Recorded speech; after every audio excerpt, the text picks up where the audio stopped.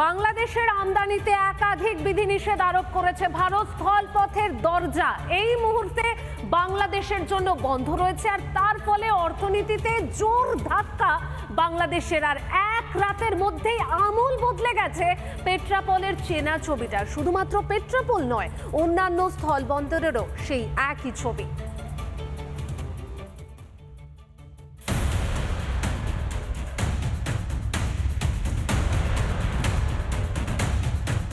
বাংলাদেশকে বাণিজ্যে ধাক্কা ভারতের।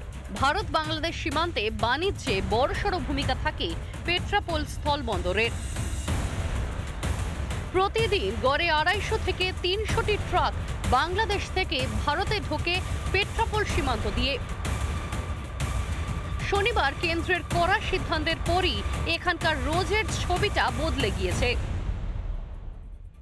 আমরা সকাল 7টা থেকে রয়েছি এবং 7:30 পৌনে 8টা নাগাদ কয়েকটা গাড়ি এসেছিল, তারপরে আর সেভাবে গাড়ি লক্ষ্য করা যাচ্ছে না। আমি পেট্রাপোল বর্ডারের এই স্থলভাগের ছবিটা তোমায় দেখাচ্ছি। স্থলবন্দরে এখান থেকে আমদানি রপ্তানির সমস্ত প্রক্রিয়া হয়। ব্যবসায়ী রয়েছেন, একটু তাদের সাথে কথা বলবো। বলছি, আজকে কি এখানে গাড়ির সংখ্যা কম? গাড়ির সংখ্যা কম আজকে। অন্যান্য দিন কেমন থাকে? অন্য দিন মোটামুটি থাকে। আজকে তো একদমই নেই। একদমই নেই। তবে এই ধরনের সাবান, এই সাবানগুলো কিন্তু বাংলাদেশ থেকে ভারতের এই বর্ডার এলাকায় মূলত বিক্রি হয় এবং এগুলো আর ভারতের মাটিতে আসবে না, কারণ এইগুলো বাংলাদেশ পাঠাতে পারবে না।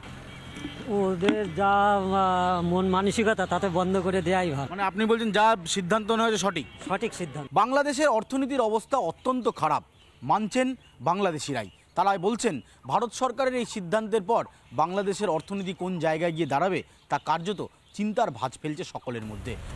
পেট্রাপোলের পাশাপাশি রাজ্যের অন্যান্য স্থল বন্দর দিয়েও বাংলাদেশ থেকে আমদানিতে নিষেধাজ্ঞা জারি হয়েছে। দাদা, বাংলাদেশের সাথে তো ব্যবসা বন্ধ হলো, কি বলবেন? আমাদের ক্ষতিপূরণ দায়ীকের জন্য এটা সরকার, আপনাদের সরকার দায়ী। তাহলে এখন আপনাদের সরকারের মতো অবস্থায় দায়ী, আপনারা কি করবেন? এখন তো সরকারের বিরুদ্ধে কিছু বলবেন না? দেখি কি করা যায়।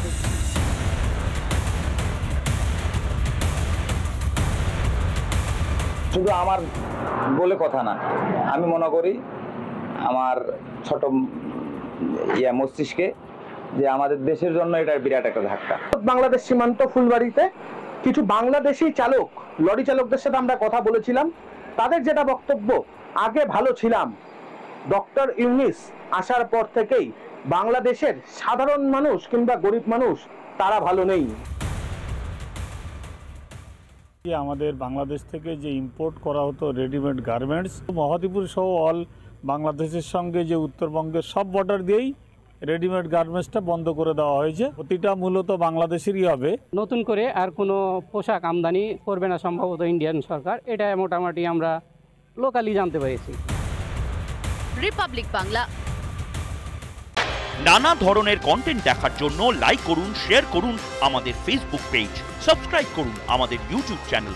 পাশাপাশি অন্যান্য ব্রেকিং নিউজের জন্য অবশ্যই চোখ রাখুন রিপাবলিক বাংলায়।